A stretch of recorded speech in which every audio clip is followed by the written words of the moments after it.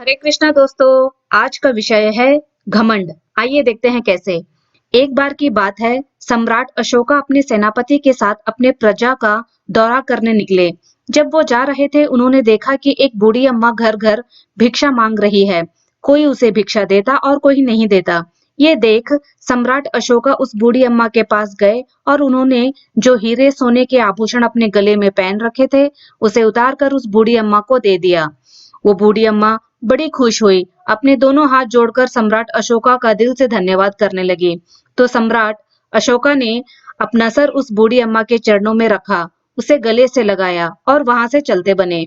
और जैसे ही लौटकर वापस अपने महल को आए, तो सेनापति ने सम्राट अशोका से कहा, आपने उस बूढ़ी महिला की मदद की, वो ठीक है, पर आपको अपना सर उस बूढ़ी महिला के चरणों में रखने की क्या जरूरत थी?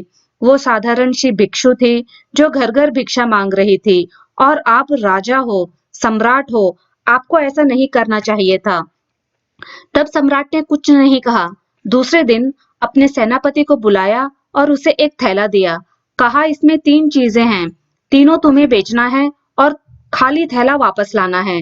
सेनापति ने देखा, उसमें बकरे का सर था, घोड़े का सर था और तीसरा आदमी का सर था।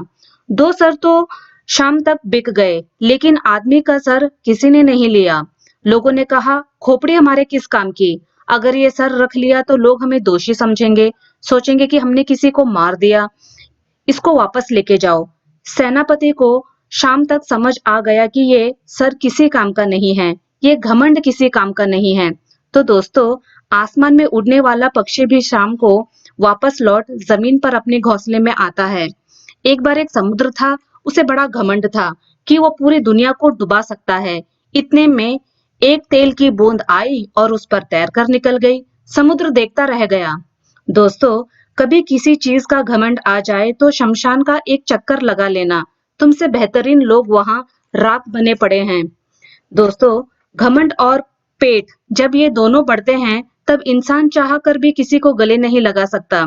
जिस प्रकार नींबू के रस की एक बूंद हजारों लीटर दूध को बर्बाद कर देती है, उसी प्रकार मनुष्य का घमंड भी अच्छे से अच्छे संबंधों को बर्बाद कर देता है। तो दोस्तों, घमंड ना करें। तो दोस्तों, खुश रहिए, मुस्कुराते हुए रहिए। तब तक हरे कृष्णा।